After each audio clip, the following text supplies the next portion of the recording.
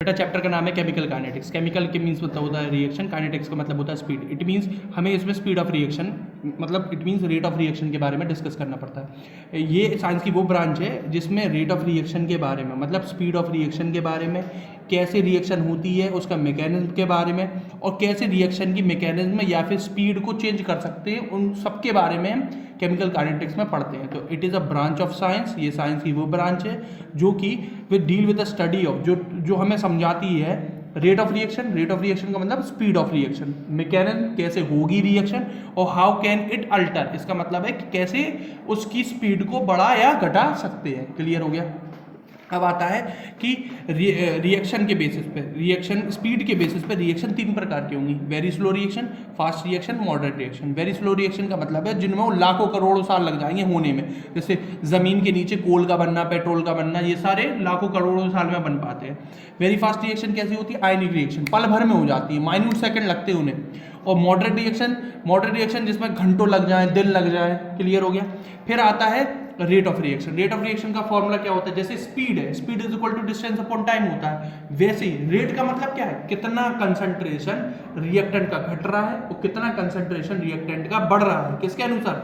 समय के अनुसार। तो हम कहते हैं rate of reaction is equal to change of concentration of reactant या product with respect to time. Concentration मतलब क्वांटिटी रिएक्टेंट की या प्रोडक्ट की कितनी बढ़ रही है, घट रही है समय के अनुसार, टाइम के अनुसार, वो क्या होता है?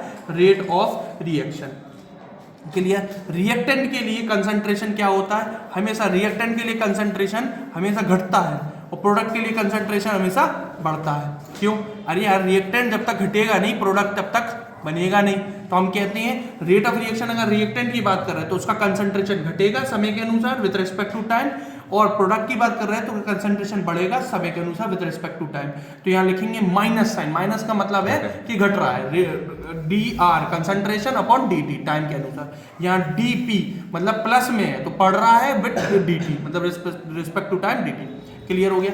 फिर आता है भैया आपका जो आपका कंसंट्रेशन होता है, जो ये वाली वैल्यू है, ये वाली वैल्यू है जो डी ब्रैकेट में लिखी हुई है आर और पी, हमेशा किस में होती है? मोलैरिटी के टर्म में होती है। क्लियर हो गया।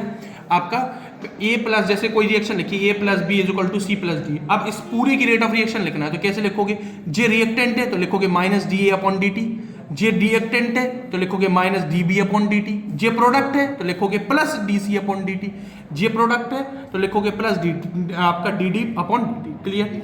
अब जैसे मानो कोई स्टोइचोमेट्रिक कोएफिशिएंट है, मतलब इसके आगे कोई चीज लिखी हो, जैसे ए के आगे 5 लिख दो तो जैसे लिख दिया ए के आगे 2, बी के आगे 3 और सी के आगे 5 और डी के आगे 4। इसमें और इसमें फर्क क्या है? देखो, इसमें कहीं पे भी आगे मोल नहीं लिखे थे और इसमें आगे क्या लिखे? मोल। तो याद रखिएगा, मोल्स रेट ऑफ रिएक्शन में अपॉन में आ जाते हैं। तो ये बन जाएगा, जैसे ए का बनाया था D A upon D T minus का, तो यहाँ क्या लिखा? माइनस का D A upon D T तो लिखा ही लिखा है, लेकिन यहाँ इस 2 को 1 अपॉन 2 लिख दिया, इस 3 को 1 अपॉन 3 लिख लिया, इस 5 को 1 अपॉन 5 लिख लिया, इस 4 को 1 अपॉन 4। तो ये क्या बन जाएगा? ए का माइनस ये 2 हो गया 1 upon 2 D A upon D T. Minus क्यों है? रिएक्टेंट है, ये भी रिएक्टेंट है तो लिखा माइनस, और ये 3 को 1 अपॉन 3 लिखा और बी का D B upon D T. ये प्रोडक्ट है तो लिखा प्लस 1 अपॉन 5, 5 को 1 अपॉन 5 बना, अपॉन में आएगी चीज। क्लियर। और यहाँ की जो अपॉन में है वो ऊपर आएगी, जैसे मानो 1 अपॉन 5 होता तो यहाँ पे क्या आता? 5। क्लियर हो गया। Plus 5 D C upon D T. Clear हो गया। जो भी चीज होती है वो अपॉन में आती। अब आता है unit of rate of reaction क्या होता है? रेट ऑफ रिएक्शन का फॉर्मूला आ रहा है concentration, change in concentration reactant की प्रोडक्ट की with respect to time. Concentration होता है मोलैरिटी में और मोलैरिटी होता है मोल पर लीटर, और टाइम किसमें होता है? Second, hour, minute. तो क्या करते हैं? मोल पर लीटर का मतलब है मोल लीटर इनवर्स, और इन सब चीजों को ऊपर भेजोगे तो सेकंड इनवर्स, आवर इनवर्स या मिनट इनवर्स। तो अगर टाइम तीनों में से किसी एक ही चीज में होगा या तो सेकंड में होगा, अगर सेकंड में होगा तो यूनिट बनेगी mole litre inverse second inverse, अगर मिनट में होगा तो यूनिट बनेगी mole litre inverse minute inverse, अगर आवर में होगी तो क्या बनेंगे? Mole litre inverse hour inverse. Clear हो गया। फिर आता है factor affecting rate of reaction. Rate of reaction में कौन कौन से फैक्टर अफेक्ट करते हैं? तो याद रखना, जब समय कम होता है, किसी रिएक्शन में समय कम लग रहा है तो उसकी रेट ऑफ रिएक्शन ज्यादा होगी। जैसे मानो कोई रिएक्शन में 2 मिनट लग रहा है और कोई रिएक्शन में 5 मिनट लग रहा है, तो 2 मिनट मतलब कोई रिएक्शन 2 मिनट में हो जा रही है तो मतलब जल्दी हो जा रही है। जिसका टाइम कम लगेगा उसकी रेट ऑफ रिएक्शन क्या होती है? ज्यादा। और जिसमें कंसंट्रेशन ज्यादा होता है उसकी रेट ऑफ रिएक्शन ज्यादा होती है। आज जिसमें क्वांटिटी ज्यादा है तो जल्दी से रिएक्ट करेगी, और जल्दी से रिएक्ट करेगी तो रिएक्टेंट रेट ऑफ रिएक्शन बढ़ा देगी। तो याद रखना, टेम्परेचर क्या करता है, जब भी टेम्परेचर बढ़ता है टाइम कम लगता है, टाइम कम लगेगा तो रिएक्शन जल्दी हो जाएगी, तो रेट ऑफ रिएक्शन क्या होगी, जल्दी मतलब इंक्रीज होगी। तो टेम्परेचर इंक्रीज, टाइम कम और रेट ऑफ रिएक्शन इंक्रीज। और याद रखिएगा, हर 10 डिग्री सेल्सियस बनने पे रेट ऑफ रिएक्शन डबल और ट्रिपल हो जाती है। जैसे मानो मैंने कहा कोई रिएक्शन 50 डिग्री सेल्सियस पे चल रही थी, तो वो R थी, उसका रेट ऑफ रिएक्शन R था, तो 60 डिग्री सेल्सियस पे क्या होगा, तो या तो 2R हो जाएगी या तो 3R हो जाएगी। ऐसा हर 10 डिग्री सेल्सियस बढ़ने पे क्या होता है, डबल हो जाती रेट ऑफ रिएक्शन या फिर ट्रिपल हो जाती। क्लियर हो गया। फिर क्या है बेटा, कंसंट्रेशन। जितना ज्यादा कंसंट्रेशन होगा, क्वांटिटी होगी, उतना ही कम समय लगेगा, उतना ही ज्यादा रेट ऑफ रिएक्शन होगा। फिर आता है कैटलिस्ट। कैटलिस्ट क्या करता है, समय को करता है कम। कोई रिएक्शन अगर विदाउट कैटलिस्ट हो रही 10 मिनट में हो रही, तो वो कैटलिस्ट के प्रेजेंट में कितने मिनट में होगी, 5 मिनट में। तो कैटलिस्ट क्या करता है, टाइम को कम करता है, रेट ऑफ रिएक्शन क्या कर देता है, बढ़ा देता है। अब आती है एक्टिवेशन। जी ग्राफ क्या बताता है, जी ग्राफ ये बताता है कि जैसे मानो कैटलिस्ट के बिना इतनी एनर्जी देनी पड़ रही थी, इतनी, तो कैटलिस्ट के साथ कितनी एनर्जी देनी पड़ेगी, सिर्फ इतनी आयतन में। तो ये वाली चीज को क्या कहते हैं, एक्टिवेशन एनर्जी। सीधी सीधी बात है, अगर जैसे कोई R था उसे P बनना है, तो विदाउट कैटलिस्ट अगर है नहीं है तो 10 जूल एनर्जी देनी पड़ रही है। तो अगर हम कैटलिस्ट ले लेंगे तो कितनी एनर्जी, 5 जूल एनर्जी देनी पड़ेगा। तो एक्टिवेशन एनर्जी, ये वाली जूल जो एनर्जी दी गई है, ये क्या होती है, एक्टिवेशन एनर्जी होती। तो हम कहते हैं कैटलिस्ट अगर ले रहे हैं तो एक्टिवेशन एनर्जी क्या हो जाती, कम हो जाती। ये कैटलिस्ट नहीं ले रहे थे तो 10 जूल लग रही थी, यहाँ कैटलिस्ट ले लिया तो कितनी जूल लगी, 5, तो कम हो गई ना। तो कैटलिस्ट लेने पे एक्टिवेशन एनर्जी कम लगती, तो समय भी कम लगता है, और रेट ऑफ रिएक्शन क्या हो जाती, बढ़ जाती है। क्लियर हो गया। अब आता है रेट लॉ। रेट लॉ क्या होता है बेटा, रेट लॉ एक एक्सपेरिमेंटल और नॉन थ्योरेटिकल आपका मेथड है, जो एक्सपेरिमेंट से निकाला जाए, जो थ्योरी के बेसिस पे ना बताया जाए, वो होता है रेट लॉ। रेट लॉ में हम कहते हैं रेट ऑफ रिएक्शन किसके डायरेक्टली प्रोपोर्शनल होगा, कंसंट्रेशन ऑफ रिएक्टेंट की कितना कंसंट्रेशन लिया, each raise to the power of stoichiometric coefficient. मतलब जैसे मानो कोई एक रिएक्शन लिखी, जैसे लिखी 5A प्रोडक्ट बन रहा है, तो भैया इसमें जो 5 मोल है, उस 5 में से कितने मोल रेट ऑफ रिएक्शन में पार्टिसिपेट कर रहे हैं वो पता करना है। तो 5 में से कहो 2 कर सकते, कहो 1 कर सकता है, कहो 3 कर सकते, कहो 4 कर सकते, कहो 1 करें ना आयसन में। तो जो जितने मोल रेट ऑफ रिएक्शन में पार्टिसिपेट करते हैं उसको यहाँ लिखना पड़ता है आयसन में। जैसे एक क्वेश्चन ही दे रहे हैं, इसको शॉर्ट में लिखेंगे, रेट ऑफ रिएक्शन इस प्रोपोर्शन साइन हटा देते, कांस्टेंट आता है जिसको कहते हैं रेट कांस्टेंट। और कंसंट्रेशन है, कितने पार्टिसिपेट कर रहा है ये कैसे पता चलेगा, वो क्वेश्चन खुद बोलेगा। ठीक है। कंसंट्रेशन ऑफ रिएक्टेंट क्या है बेटा, कंसंट्रेशन ऑफ रिएक्टेंट यहाँ लिखेंगे ऐसे, और एन होगा पावर, एन ये यहाँ बताएगा। जैसे कोई रिएक्शन है 5A इक्वल टू प्रोडक्ट है, तो बेटा यहाँ पे इसको लिखोगे rate of reaction equal to कि A की पावर 5, तो गलत हो गया। क्यों, हमें नहीं पता कि वो 5 मोल पार्टिसिपेट कर रहा कि नहीं कर रहा। तो 5 भी हो सकता है और 5 नहीं भी हो सकता है, 5 भी हो सकता है और 5 नहीं भी हो सकता, कहो 3 हो जाए, कहो 2 हो जाए। तो इसलिए एक्सपेरिमेंट तरीके से पता चलता है। तो क्वेश्चन में साफ साफ देते हैं, कोई एक रिएक्शन है तो उसका ऑर्डर 2 है विद रिस्पेक्ट टू A, चाहे भले ही उसकी रिएक्शन ये लिखी हो, लेकिन उन्होंने अगर क्वेश्चन में बोला कि A का ऑर्डर 2 है, तो मतलब 5 में से कितने मोल यूज हो रहे हैं, 2।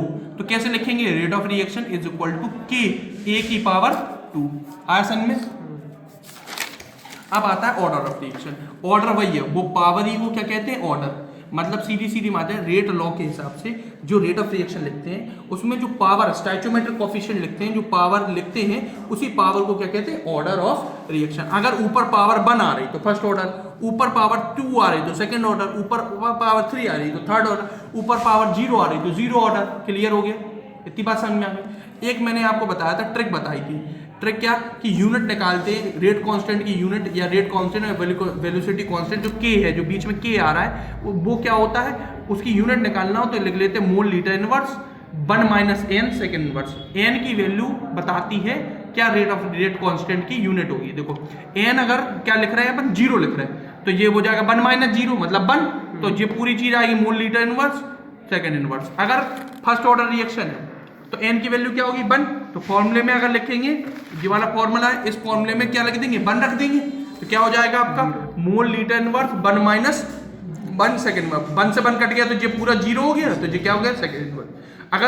अगर सेकेंड ऑर्डर रिएक्शन है तो यहाँ n की वैल्यू क्या रखेंगे 2, तो यहाँ 2 रखा तो क्या हो जाएगा 1 माइनस 2 मतलब -1 अंदर जाएगा तो मोल अंदर होगा मोल -1 और minus plus litre second inverse. Clear आया समझ में। अगर 0 हो 1 हो 2 हो तो बस यहाँ n की वैल्यू उस हिसाब से चेंज करते रहना है ऑर्डर रिएक्शन के साथ ही। हाँ, अब आता है जीरो ऑर्डर रिएक्शन का फॉर्मूला और फर्स्ट ऑर्डर रिएक्शन का फॉर्मूला समझ लो। आर नॉट मतलब होता है इनिशियल कंसंट्रेशन, जो रिएक्टेंट की इनिशियल शुरुआती। अब आता है जीरो ऑर्डर रिएक्शन की क्या फॉर्मूले आते हैं, तो याद रखिएगा आर नॉट माने होता है इनिशियल कंसंट्रेशन। इनिशियल कंसंट्रेशन का मतलब है शुरुआती कंसंट्रेशन, आर होता है फाइनल कंसंट्रेशन, टी होता है टाइम और के होता है रेट कांस्टेंट।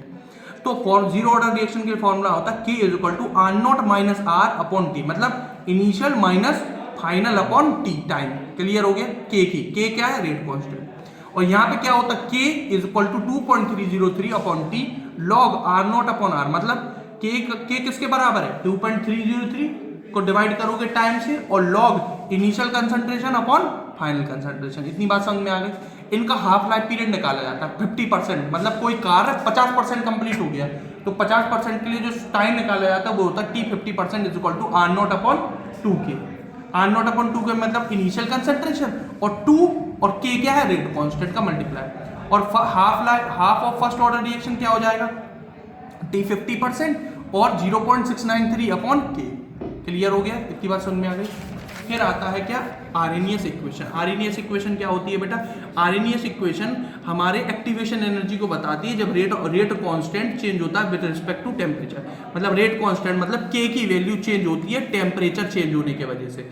उसके लिए याद रखिएगा पहला K1 होगा फर्स्ट रेट कांस्टेंट, K2 होगा सेकंड रेट कांस्टेंट, T1 होगा इनिशियल टेम्परेचर, T2 होगा फाइनल टेम्परेचर। तो फॉर्मूला बनेगा log K2 upon K1 is equal to EA upon R T into 2.303 1 upon T1 minus 1 upon T2। इसको और rationalise करते R की value को T की वैल्यू को और 2.303 की वैल्यू को पूरी सॉल्व करके लग देते हैं। R की वैल्यू थी 8.314, T होता है 298 केल्विन और 2.303 को तीनों को मल्टीप्लाई करते तो आता है 19.14।